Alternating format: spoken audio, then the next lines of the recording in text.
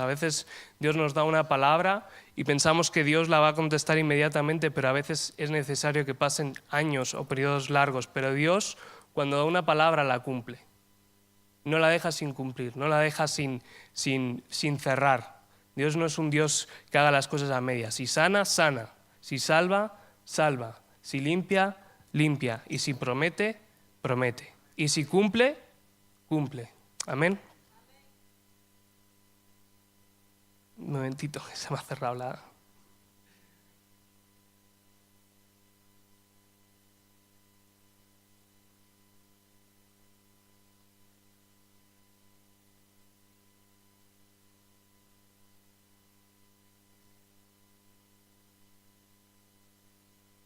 Bueno, Isaías 53, lo tenéis, ¿verdad? Ya, adelantaos.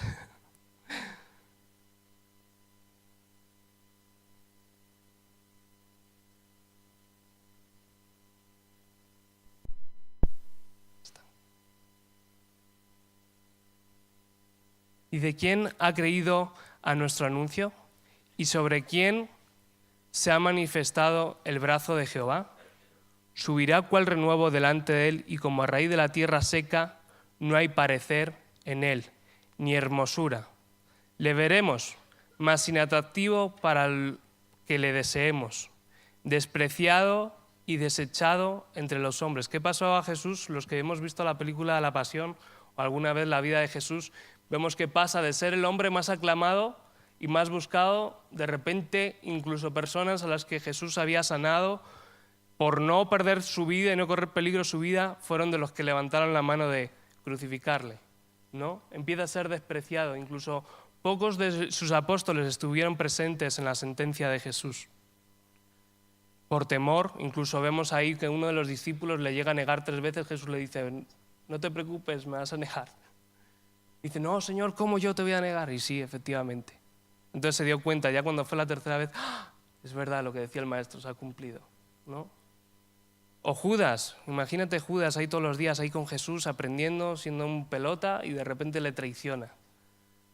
Pues son esas cosas que aquí está diciendo, ¿no? Y además sigue diciendo, varón de dolores, experimentado en quebranto, y como que escondimos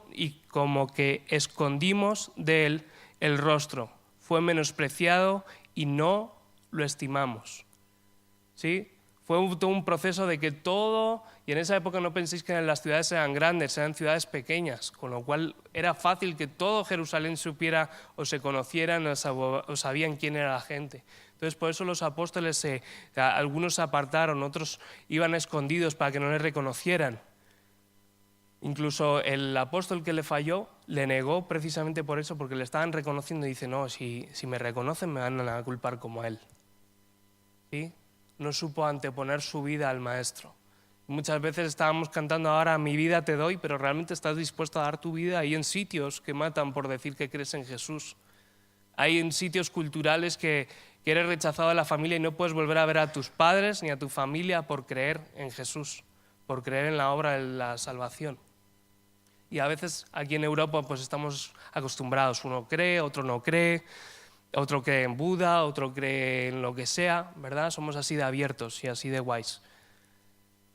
Pero si analizamos la historia, siempre el cristianismo ha sido una religión perseguida.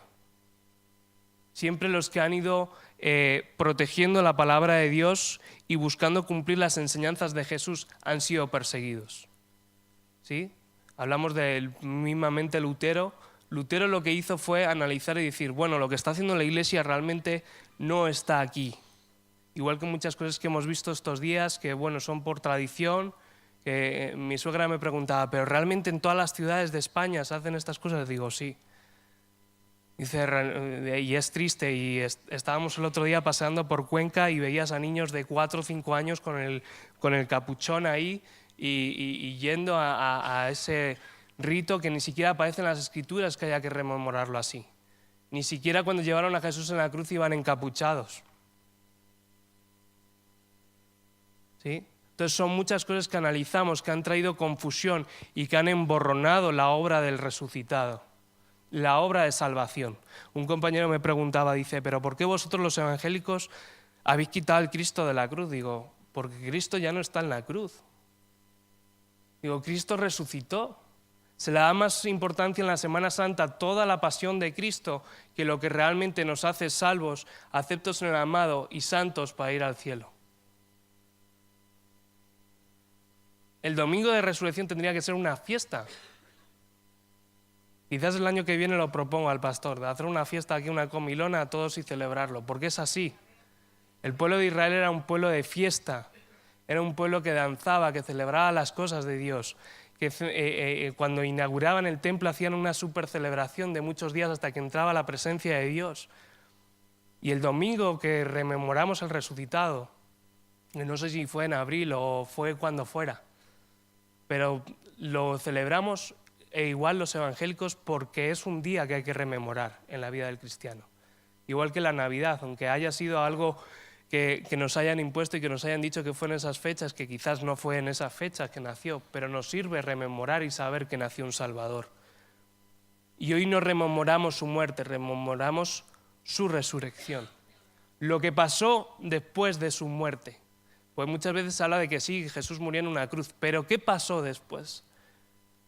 Después lo que hizo fue algo increíble, venció a la muerte, restauró la separación que había del hombre entre el hombre y Dios. Y no solo que murió solo por el que cree, sino que murió por toda la humanidad. Y eso es aún más increíble. Jesús no dijo, bueno, voy a morir por Rocío, por José David y por Camila. El resto que no cree en mí, no pasa nada. No. Dijo, voy a morir por todos. Y el que crea en mí será el que herede la llave a la eternidad, el que herede el estar con mi Padre, el que herede el estar en mi familia, el que herede lo mismo que tengo yo. Amén.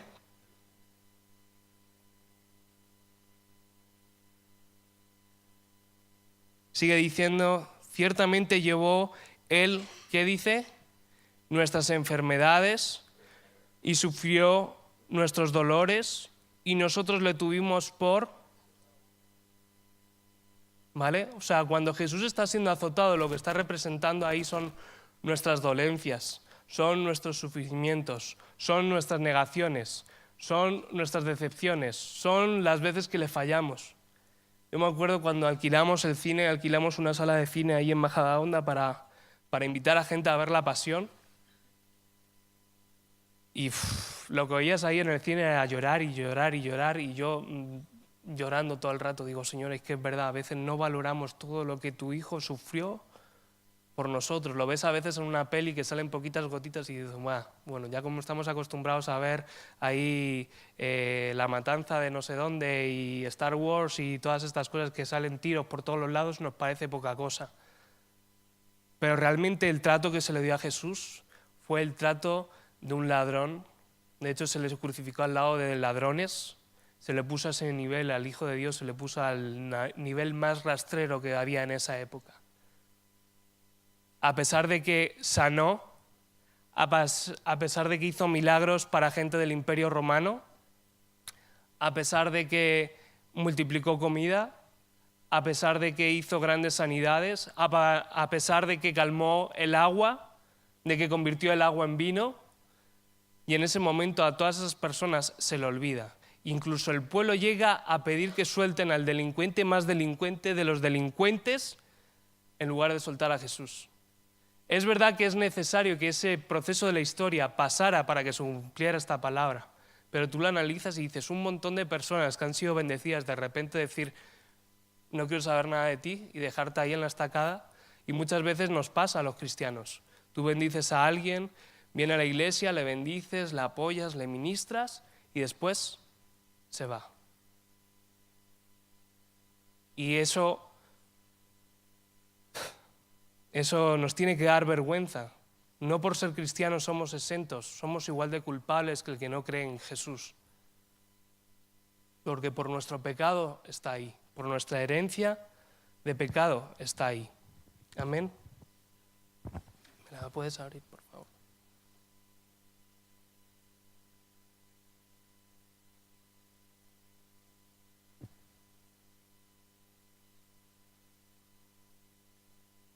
sigue diciendo, todos nosotros,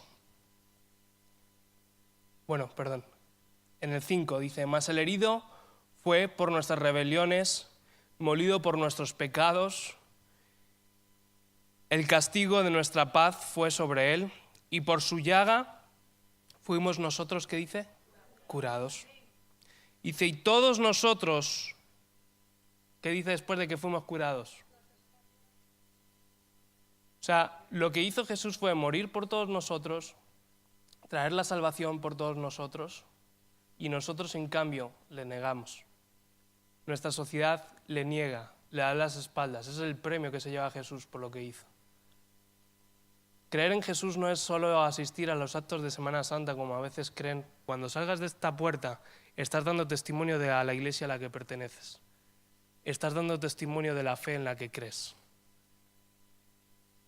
No es, entro al trabajo y soy otro. Voy con mi familia y soy otro. No, lo que tú eres aquí es lo que tienes que reflejar fuera. Nos juntamos para buscar más de Dios, conocer más de las Escrituras, conocer más acerca de la vida del resucitado, conocer más el precio que pagó por nosotros, para que vayamos a otros y decirles, ¿sabes qué? Hubo alguien increíble que murió por ti y por mí, por nuestros pecados, con el fin de que pases una vida eterna, sin dolor, sin enfermedad, una vida eterna con Dios. Y que mientras que estás en esta vida, porque la palabra de Jesús no es solo la vida eterna, no es solo la muerte, qué aburrido plan, sino que también la vida del resucitado es en nosotros para la vida en la que estamos, para que tú sepas cómo educar a tus hijos, para que tú tengas paciencia cuando otros no tienen paciencia, cuando tú tengas entendimiento cuando otros no tienen entendimiento, para que sepas discernir entre el bien y el mal. Son todos esos recursos y herencias que vienen cuando la sangre de Cristo nos cubre al aceptar que Jesús murió por nosotros en la cruz. Juan 3:16 dice, porque de tal manera amó Dios al mundo que ha dado a su Hijo unigénito, es decir, único. Con todos los ángeles que tenía, ¿no podía haber mandado Dios un par de ángeles y que mataran al diablo y se acabó todo? ¿No lo has pensado? Con todos los seres celestiales que tiene ahí Dios, que tiene todo un ejército, podía haber mandado todo un ejército y arrasar a todos los demonios y a Satanás así de una. Lo podía haber hecho. Pero ¿sabes qué? Hubiera vencido a Satanás, pero tú y yo seguiríamos muertos eternamente. Seguiríamos apartados de Dios. ¿Y sabes qué? Tú fuiste creado para estar con Dios. Porque la relación que el ser humano puede tener con Dios, ningún ser celestial tiene esa relación. Pasas a ser un hijo unigénito, único. Porque tú vas a tener unos dones que yo no tengo, tú vas a tener unos talentos que yo no tengo, vas a tener una sonrisa que yo no tengo, vas a tener unos ojos que yo no tengo y vas a tener una relación con Dios que yo no tengo, porque es tu relación con Dios. Pero que esa relación con Dios no se hubiera abierto la puerta si no hubiera sido por ¿quién? El resucitado. Por eso digo que la Semana Santa tendría que ser una fiesta en la que los cristianos hiciéramos una fiesta, pero a lo grande. Una fiesta de alabar, si tuviéramos que tirarnos un día entero alabando y adorando a Dios porque Él es digno. Porque a veces nos quedamos en que Jesús es un personaje de una historia bíblica que está ahí y ya está. Que Dios solo está cuando tenemos problemas, pero es que Dios ha hecho mucho más de lo que te puedes imaginar. Y de que aunque nos pongamos a analizar la Biblia y a leer, nunca vas a terminar de entender todo el plan que trasciende la eternidad que Dios diseñó. Porque estamos acostumbrados a un tiempo lineal. Pero Dios es un tiempo eterno, no tiene principio ni fin. Aunque tú y yo queramos encajar la vida del resucitado en un punto lineal, realmente la vida del resucitado sigue eternamente resucitando, continuamente está resucitando, porque continuamente está salvando a personas, continuamente el cielo se está llenando, continuamente el infierno se va vaciando, pero que no es solo confesando al Señor Jesús, sino que nosotros tenemos que hacer partícipes a todos los demás de esa salvación. Jesús hizo la primera parte de abrir la puerta, pero ¿quién invita a entrar a la puerta? ¿Quién fuerza a las ovejas a que se metan al rebaño? El pastor, ¿no? Y los perros, guías que ayudan a mantener las ovejas hacia adentro. Pues tú y yo somos una especie de mini pastorcito, con perdón. ¿Por qué? Porque tú vas a llegar a personas que yo no voy a poder llegar. Tú eres la puerta y el que va a empujar a tu familia a entrar a las cosas de Dios. Y a las cosas de Dios no me refiero a ofrendar y diezmar, que es una parte de la vida del cristiano, y meternos en la iglesia, no. Lo primero a lo que hay que llevar a la persona es reconocer su condición de pecado y empezar una relación directa con Dios. Porque entonces la vida empieza de dentro hacia afuera. Porque ¿qué dice el Espíritu que levantó a Jesús de los muertos? Está en, no está sobre nosotros, no está afuera, está dentro. Con lo cual la obra del Espíritu Santo empieza de dentro hacia afuera. Y tu vida tiene que ser de dentro hacia afuera. Y la vida de la iglesia tiene que ser de dentro hacia afuera. Amén. Lucas 24, 7.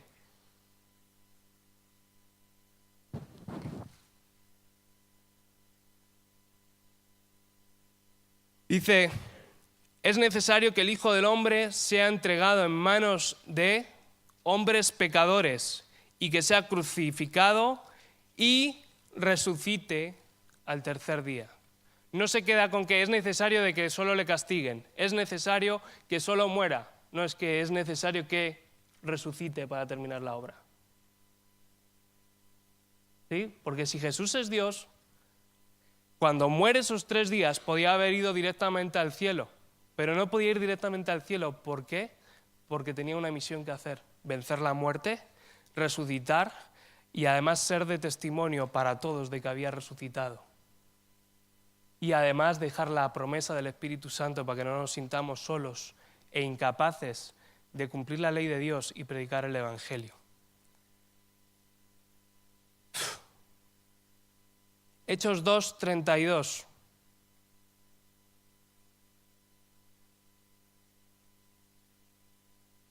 Simplemente dice, a este Jesús resucitó Dios, de lo cual todos nosotros somos testigos. ¿Pero quién resucitó a quién? Dios. Porque Dios es el Espíritu Santo y Dios es el Hijo. Y eso a veces nos cuesta entender, pero todo está relacionado con todo. Pero dice, Dios fue el que resucitó al Hijo, con lo cual Dios puede resucitar.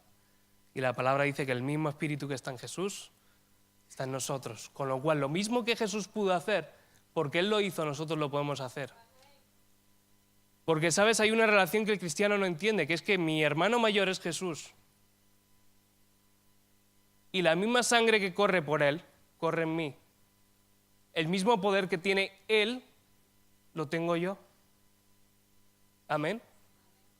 Con lo cual hay cosas que nosotros, el otro día con mi mujer teníamos ahí una conversación y decíamos, es que muchas veces vivimos preocupados en lo que va a pasar después, tenemos miedo a lo que viene después.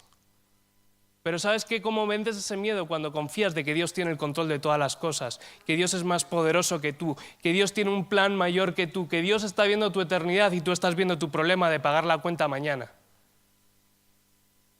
Pero si Él es Dios y Él pudo levantar a Jesús de los muertos, puede cambiar tu economía, puede mejorar tu salud, puede cuidar de tu familia, puede sacarte de donde estás, y a veces hay cosas que las permite, como hablamos hoy en el estudio, para que te enteres de quién es Dios.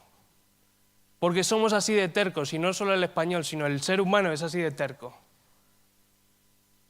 Tú analizas todo el Antiguo Testamento, ves toda la historia del pueblo de Israel, y constantemente era ver el poder de Dios, desafiar a Dios. Ver el poder de Dios, desobedecer a Dios. Ver el poder de Dios, desobedecer a Dios. Un ciclo así, continuo.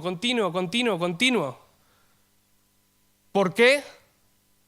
Porque al final Dios tiene que permitir circunstancias que te lleven al límite para entender quién es Dios. Porque tu entendimiento y mi entendimiento no dan para entender quién es Dios. Y Dios no te va a dar más si en lo poco no le eres fiel. Y Dios, a veces entendemos, Señor, ¿por qué llevo tantos años en esta situación? Porque Dios quiere enseñarte algo. Es como el padre y el hijo se pone ahí de rabieta, tú no coges y a la primera dices, bueno, venga niño, toma tu caramelo. Bueno, ¿no quieres verdura? Venga, pizza. No, tienes que forzar un poquito la cosa para educarlo. Y a veces Dios hace ese proceso. O a veces la gente, cuando le estás predicando, lo primero que te dicen es, bueno, entonces ¿por qué Dios permite esto y por qué permite lo otro? Pues ¿sabes por qué lo permite? Porque nosotros pecamos, nos volvimos desobedientes y como nos volvimos desobedientes hay cosas que son consecuencia de nuestro pecado. Y que solo cuando vayamos al Padre será cuando desaparezcan todas esas cosas. Las enfermedades, Dios no tenía... ¿Tú crees que tú cuando creas o cuando una persona diseña un coche, diseña el coche para que las personas se maten? ¿O para que el coche atropelle? ¿Para qué lo diseñan? ¿Para viajar? ¿Para disfrutar? ¿Para ir confortable? ¿Para ir seguro? ¿Qué es lo que pasa? Que la persona que lo maneja, si es imprudente, o la persona que está, cambia totalmente el propósito de ese vehículo. Y el ser humano cambió el propósito de la creación que hizo Dios. Dice en Génesis que la imagen fue corrompida, fue rota. Dios nos hizo a su imagen y semejanza, pero a causa del pecado ya no somos perfectos. Pues tú imagínate los poderes que tenían que tener Adán y Eva para poder poner nombre a todos los animales y que los animales no se los comieran con todos los seres que había. Yo creo que era una relación especial que a causa del pecado eso se corrompió, no solo en seres humanos, sino en toda la creación. Ya le echamos la culpa a Dios. Es que Dios permite guerras, es que Dios permite que me quiten el dinero, es que Dios permite que me sean infiel. No, eso es consecuencia del pecado que el resucitado vino a cortar y a quitar y eliminar de raíz. Segunda de Corintios 5, lo voy a leer rápido, del 13 al 18 dice, porque si estamos locos es para Dios, y si somos cuerdos es para vosotros. Dice, porque el amor de Cristo nos constriñe, pensando esto, que si uno murió por todos, luego todos murieron. Dice, y por todos murió, para que los que viven ya no vivan para sí. ¿Cómo dice? Entonces, ¿cuál es tu propósito de vivir? Contestarme. Vivir para Dios. Porque si Él pagó tu deuda, tú le perteneces a Él. Lo que pasa es que Dios es tan bondadoso que no es un padre impositivo, no es un jefe que te obliga, es algo voluntario la relación que tenemos con Él. O muchas personas a veces cuando predicamos el Evangelio dicen, bueno, es que en la iglesia te prohíben hacer tal y es que te obligan a hacer cual. No, es mi decisión voluntaria el ofrendar, porque nunca voy a ofrendar y voy a dar lo que Él pagó por mí en la cruz. No es que yo empleo horas de servicio que no se comparan al tiempo que Él estuvo sirviéndonos, a nosotros muriendo y sacrificando su vida en la cruz. Y cuando empiezas a analizar todo, empiezas a entender de que la vida cristiana no es una obligación, sino que es un deleite. Pues no es como el banco que estás devolviendo la deuda ahí sufriendo. No, tú estás viviendo esta vida sirviéndole, pero vas a tener un premio en los cielos. Estás invirtiendo en tu eternidad. Estás invirtiendo en un plan que aunque cambiemos de gobierno no cambia. Estás invirtiendo en un plan de pensiones eternas que ningún banco hoy en día te lo dan. Pues además luego aquí los seguros tienen muchas trampas. Te mueres y luego como ya estás muerto pagan la mitad por ti. O menos. O te cambias de banco, no, todo el dinero que tienes en la cuenta de ahorros ya no está. Pero Jesús no es así. Cuando tú confiesas que Jesús es tu Señor y Salvador, llegan unas escrituras a tu vida de que tienes vida eterna. Pero igual que cuando a ti te dan el testamento, leen un testamento y hay como unos requisitos para que tú puedas recibir la herencia, la vida del cristiano tiene unos requisitos y es vivir para Él. Disfrutar de esta vida, pero vivir para Él. De que Él me permite tener cosas, sí, pero para que vivas para Él. Le damos el diezmo y a veces deberíamos darle el 90 y vivir con el diezmo. Porque Él es todo lo que tenemos. Y todo lo que tenemos es por Él y por su obra y la obra del resucitado.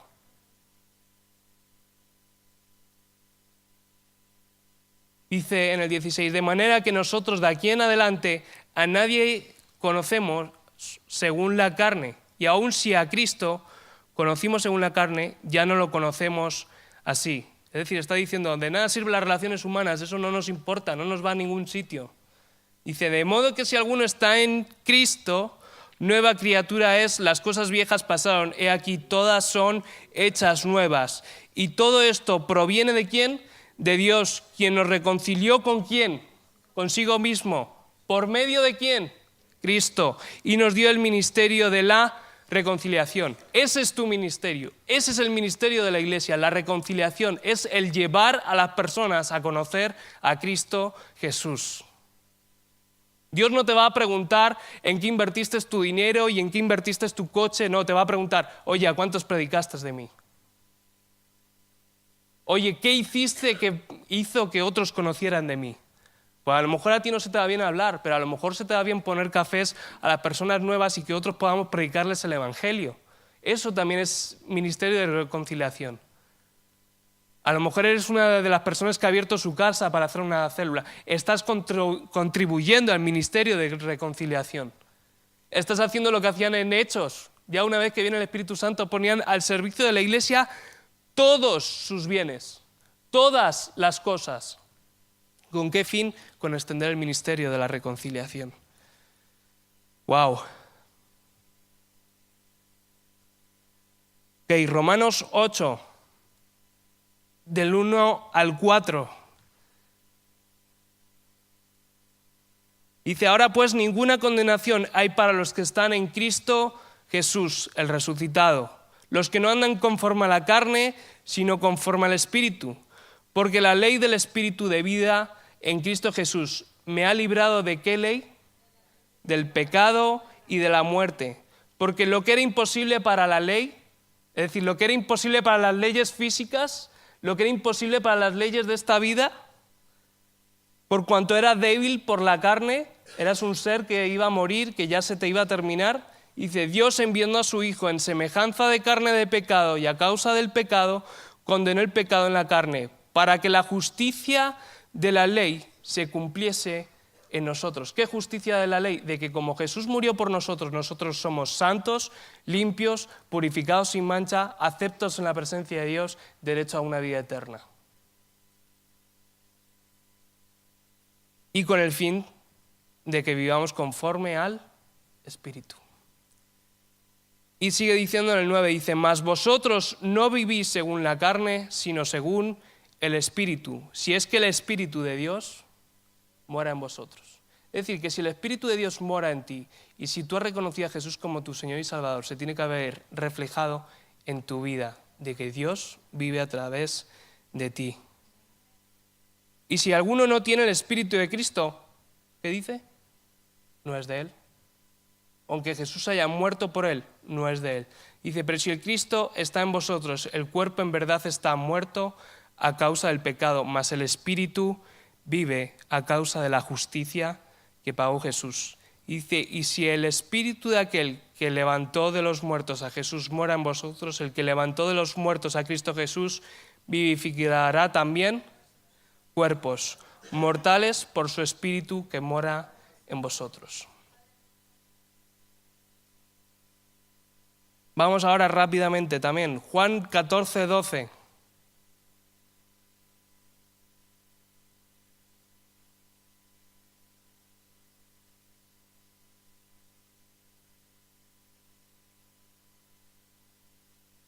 Dice, de cierto os digo, el que en mí cree, las obras que yo hago, ¿qué dice? Y aún mayores hará, porque yo voy al... Era necesario que el ministerio de reconciliación siguiera. ¿Cómo sigue el ministerio de reconciliación? Por medio de nosotros. Somos la extensión de lo que hizo Jesús. Somos parte de la resurrección. Somos parte de la vida eterna. Pero, ¿qué dice ahí? Mayores cosas.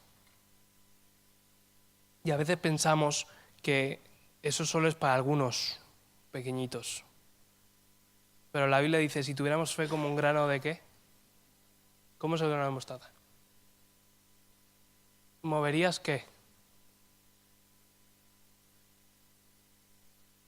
A veces lo llevamos a, bueno, los problemas, no, montañas. A veces las montañas pueden ser enfermedades, las montañas pueden ser problemas, pero también pueden ser montañas físicas.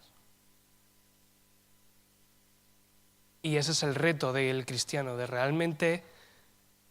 Porque un comercial cuando te viene a vender algo a casa, ¿cómo es que te convence para comprarlo?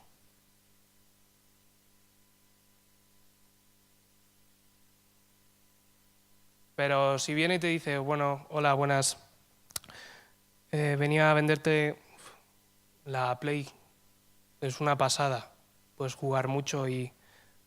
¿Te lo crees?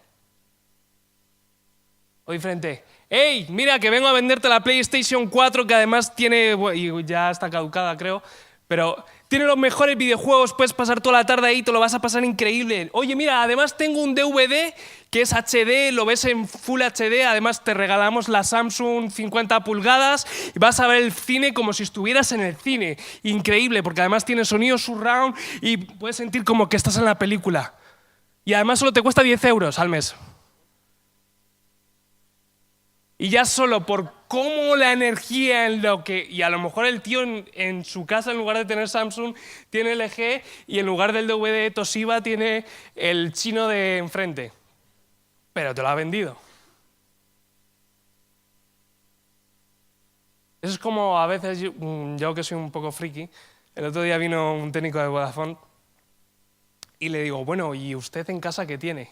Dice, no, yo Movistar. No es comercial, evidentemente.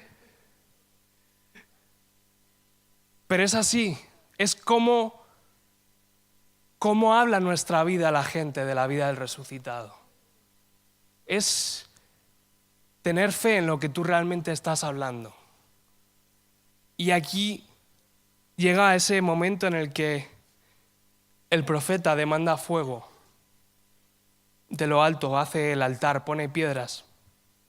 Además echa agua encima, pone agua alrededor y empieza a orar, Señor, manda fuego. ¿Por qué? Porque la vida del creyente tiene que tener una parte sobrenatural.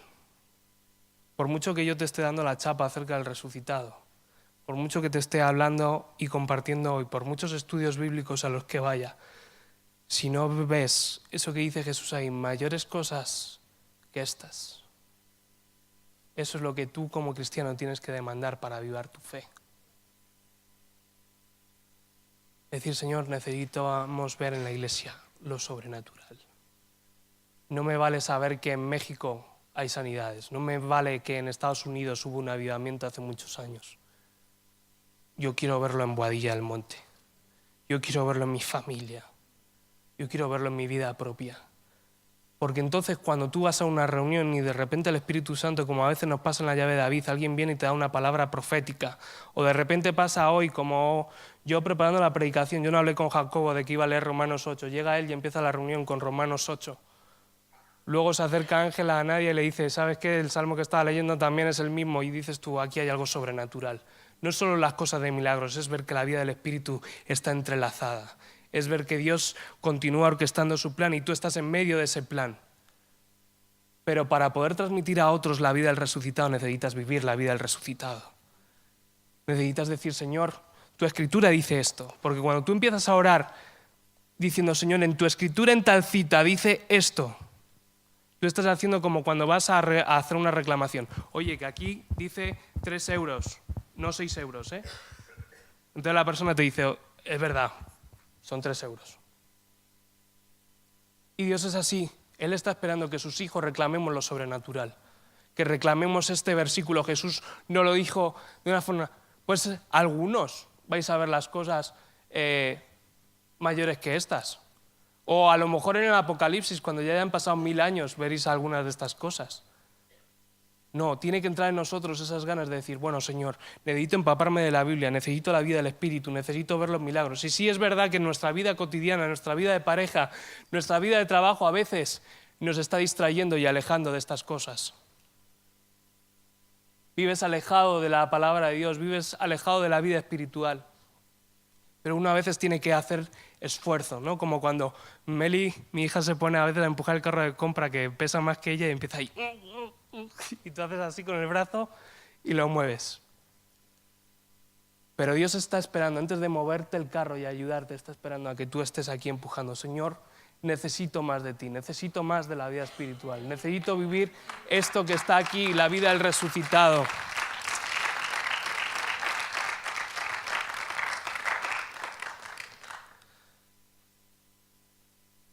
Hechos 1:8 dice, y recibiréis poder cuando haya venido sobre vosotros ¿el qué? El Espíritu Santo. Si os fijáis las citas que hemos estado leyendo, y por eso hoy quería leer tantas citas, para que no sean solo palabras, son promesas. Hemos leído primero una promesa antes de llegar a la vida del resucitado. Y después hemos estado leyendo versículos que reflejan lo que Jesús estaba haciendo, lo que hizo, por lo que lo hizo, y ahora lo que nos dejó. Dice, cosas mayores que estas veréis. ¿Cómo? Hechos 1:8. Pero es necesario todo el proceso del resucitado para llegar a Hechos 1:8. Y lo que sigue, porque Hechos 1:8 es solo el principio de todo lo que lees en el libro de Hechos. Hace unos meses hicimos el estudio del libro de Hechos, te recomiendo, hago publicidad, que lo compres, te lo lleves. Pero ese libro, cuando estaba preparando el estudio, no había día que no me emocionara. Igual que cuando estábamos en el instituto bíblico, era salir empoderado, era decir, Señor, yo estas cosas que están en la Biblia no quiero leerlas en un libro. Necesitamos ver que si eres capellán en el hospital puedas orar por gente y seas sanada, ¿por qué no? Hay gente que va por camino de piedra de rodillas pidiendo sanidad. Y Jesús, lo que le pidáis al Padre os será dado. ¿Por qué? Porque somos hijos. Pero ¿sabes lo que nos falta? Nos falta esa actitud que tienen los niños de insistentes, que te insisten y al final le compras el regalito. Porque Dios le gusta hacerse notar. Está deseoso de que tú le pidas las cosas. Pues si no seríamos unos malcriados, sería una relación malcriada. Como dice la Escritura, el que quiere amigo se tiene que mostrar amigo, es así.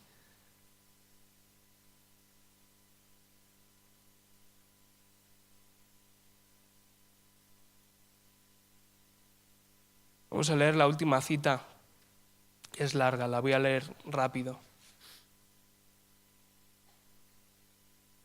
Está en Isaías 55.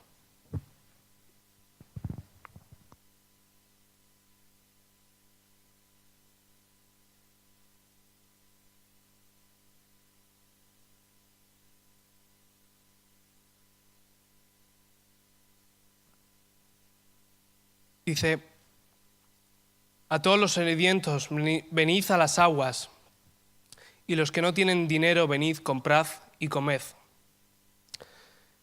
Venid, comprad sin dinero y sin precio, vino y leche. Porque gastáis el dinero en lo que no es pan y vuestro trabajo en lo que no sacia. Oídme atentamente y comed del bien, y se deleitará, ¿qué dice? Vuestra alma con grosura. Inclinad vuestro oído y venid a mí, y oíd, y vivirá, ¿qué dice? Vuestra alma. Y haré con vosotros, ¿qué dice? Pacto eterno, las misericordias firmes a David. He aquí que yo lo di por testigos. ¿A quién dio? ¿Pero a quién? A nosotros y a Cristo. Porque yo le di por testigo a los pueblos, por jefe y por maestro a las naciones. ¿Conocéis algún país que no se hable de Cristo? ¿O que a las malas no haya llegado la iglesia? Da igual qué iglesia. ¿La iglesia? Hay algunas tribus que no ha llegado el evangelio. Pero a lo que voy, Jesús estuvo solo en una zona. ¿Cómo es posible que haya llegado a tantos sitios el evangelio?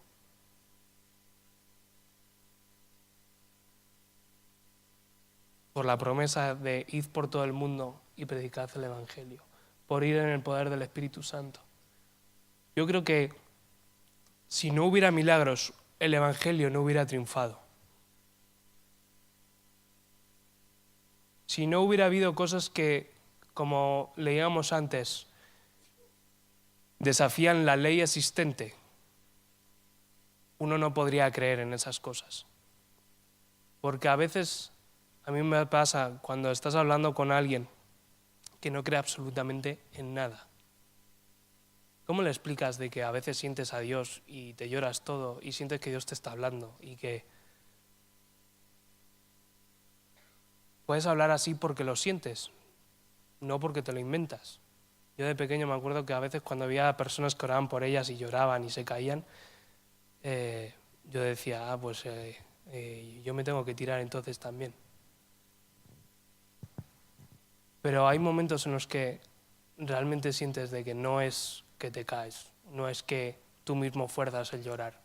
Ayer estaba preparando la predicación, leyendo todos los versículos y estaba llorando ahí solo en el salón. No tenía que llorar para que la gente me vea llorar. Porque cuando empiezas a entender todo lo que Dios ha hecho y que eres nada. El otro día fuimos a un sitio a ver cosas del espacio y con nadie hablamos, es que somos un puntito. Hay una nave que lanzaron no sé cuánto hace tiempo, que lleva 190 y no sé cuántos millones de kilómetros recorridos del universo y todavía no ha salido ni siquiera de nuestra Vía Láctea. Dices tú, ¿eso todo lo ha creado Dios? Y hay científicos que dicen que el universo sigue en expansión, siguen apareciendo especies nuevas en las profundidades del mar que desconocemos. Te vas y de repente vas a ver las montañas, la cantidad de árboles, de subidas, de bajadas, de paisajes increíbles, de cosas absolutamente... Y dices tú, es que esto no se ha podido crear así porque algo hizo que apareciera. No, hubo alguien que tuvo un plan y que lo diseñó. Pues como nuestro cuerpo, tú empiezas a analizar todo nuestro cuerpo. Yo creo que el que estudia medicina se tiene que dar cuenta de que hay algo sobrenatural en nosotros. Pues te das cuenta de cómo funciona el sistema circulatorio, el sistema digestivo. La de aparatos que llevamos más piezas que un coche dentro. Y funcionamos mejor. Pero ahí te das cuenta de que realmente hubo alguien que se molestó en diseñarlos. Que se empeñó en hacer las cosas complejas y bellas para marcar su grandeza. Y que a pesar de que nosotros fuimos unos idiotas por darle la espalda, Él en su amor, en su soberanía, dio a lo más importante que tenía para restaurar esa relación. Eso no estaba en los apuntes.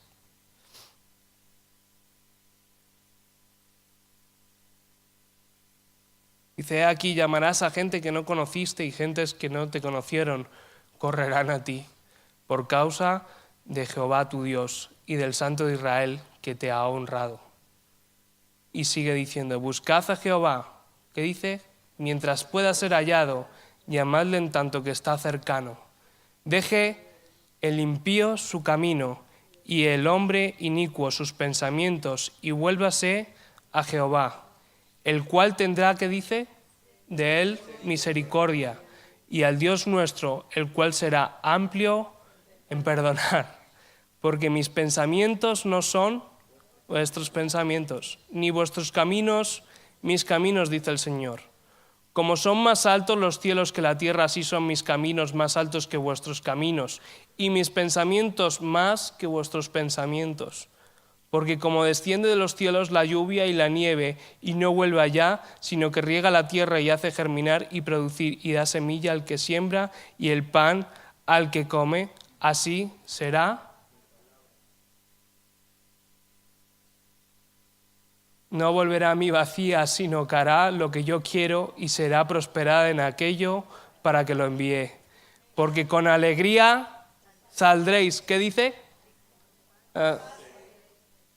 Los montes y los collados levantarán canción delante de vosotros y todos los árboles del campo darán palmadas de aplauso. En el lugar de la zarza crecerá ciprés y en lugar de la ortiga crecerá arrayán y será a Jehová por nombre, por señal eterna que nunca. Profecía. Yo creo que el profeta no sabía lo que iba a pasar. Es una profecía tremenda. Porque cuando tú vienes a Cristo, y ya con esto ya voy a empezar, no sé si pueden pasar los músicos, por favor. Cuando tú lees esto, aún así sumas y sigues sumando promesas y palabras, y dices, cuántas cosas Dios nos ha dado por medio del resucitado. Pues dice que las plantas más feas se convertirán en plantas que dan fruto y bonitas. Pues dice que los árboles darán aplausos. Cuando tú escuchas el viento, ¿qué escuchas? Las hojas batirse. Y esto cuando lo lees despacio es como un deleite de decir, Señor, esto es lo que me has prometido a mí. Esto es lo que hablaste de que Jesús iba a hacer. Esto es lo que Jesús ha abierto la puerta a ese camino, a esa vida plena. Y a veces es simplemente leer pasajes así, ponerte una música tranquila y descansar en Dios y decir, bueno, Señor, estoy disfrutando de estar con mi Padre. Pero también dice que es necesario que salgáis, aquí lo dice en Isaías. Pero no saldremos solos y volveremos en paz. Y eso significa que la iglesia también tiene que salir. Está genial disfrutar aquí de la alabanza, de la adoración, de ser ministrados, pero hay un montón de gente fuera que necesita saber la vida del resucitado. Necesita saber, como dice la canción de Preciosa Sangre que cantamos el otro día, de que esa sangre nos cubre, nos limpia, nos purifica, de que Él es digno, de que Él es incomparable, de que es... Y cuando tú estás aquí en la alabanza tienes que pensar esas cosas. Hay a veces que vas a venir cansado, vas a decir, Señor, es que no, si es que desentono, si voy a cantar lo voy a arruinar, pero ¿sabes qué? A Dios le encanta escucharte a ti levantar su nombre. Es decir, porque digno eres tú, porque digno eres tú. Y a lo mejor te puedes tirar con esa canción horas con solo una palabra y empiezas a pensar todo lo que Él ha hecho por ti. Porque cuando Jesús viene a nuestra vida, las cosas que... Y diréis, bueno, es que nací en una familia cristiana, pero también he tenido mis momentos de estar lejos de Dios. Y de necesitar el toque de Dios y de decir, bueno, Dios, ya no doy más, yo solo no puedo, necesito que hagas algo en mi vida. Yo siempre lo cuento, cuando me diagnosticaron la diabetes me enojé con Dios, dije, no quiero saber nada de Dios. Y esto es estar con Dios, que me caiga esta enfermedad a los 16 años, que yo quería ser misionero, ya no voy a poder ser misionero, no voy a poder predicar la palabra. Ese era mi enojo. Decir, Señor, ya no voy a poder dar testimonio. Pero cuando lees esto, de que hay una vida eterna sin enfermedad, de que Él llevó nuestras enfermedades, de que murió por nosotros, te das cuenta de que es un Dios misericordioso, digno de ser alabado, de ser digno de ser buscado, de ser digno de ser compartido. Y de que da igual qué coche tengas, qué casa tengas, qué trabajo y qué triunfos. Te tiene que doler saber que hay gente de tu familia que se puede morir hoy y se va a ir al infierno. De que no tiene la esperanza de que... Yo cuando me han dado la noticia de nuestro hermano digo, Señor, ¿y cómo se lo digo a la iglesia? Y además me toca predicar acerca de la resurrección y de la vida eterna. Pero te das cuenta de que tienes esa esperanza de decir, esa persona vivió al máximo su fe y sé que me voy a encontrar con Él y que va a estar ahí en el cielo. Y esa esperanza es la que hay que compartir. Esa esperanza es la que muchas personas no tienen. Y que es triste que alguien te diga, es que yo creo que no hay nada después de la vida eterna. Y dices, ¿y entonces qué estás haciendo aquí? Solo avanzando tu vida en los 10, 15 días de vacaciones que tienes, que es tu máximo momento de relax, pudiendo tener toda una vida de relax eterna.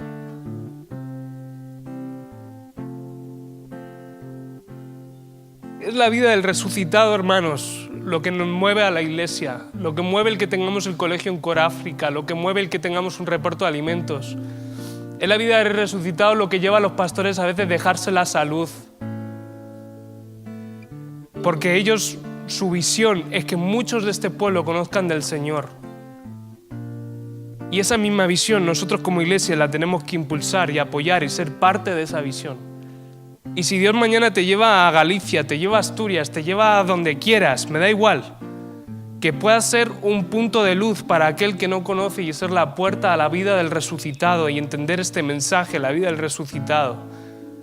Y de que cuando llegue este día de resurrección, decir, Señor, gloria a Dios. Ponte de pie.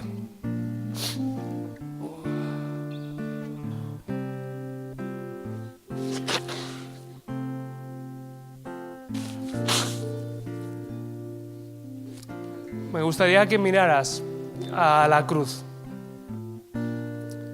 y empieces a pensar todas las cosas, todas las bendiciones que han venido por esa cruz. Empieza a hacer ahí una lista en tu mente. Quizás algunos te sacó de una situación extrema en tu vida, quizás trajo restauración a tu matrimonio, quizás trajo unidad a tu familia, quizás te trajo esperanza en medio de la tristeza, quizás cambió tu lamento en danza, quizás son muchas cosas. Cada uno tenemos experiencias en las que han sido a causa de reconocer a Jesús como nuestro Señor y Salvador. Y si quizás nunca has hecho esta oración de entregar tu vida a Jesús, de confesar a Jesús como tu Señor y Salvador, te invito a que me acompañes. Jesús no promete una vida de prosperidad, no promete una vida de éxito en tu negocio, no promete una vida de vivir al máximo, de tener un montón de casas y un montón de coches y de lo que se te ocurra. No promete incluso estar exento de enfermedades. Lo único que promete es una restauración de relacionarte con el que te creó. Promete una vida plena en la que no vas a estar solo ya enfrentando los problemas, sino que los vas a enfrentar junto al Señor.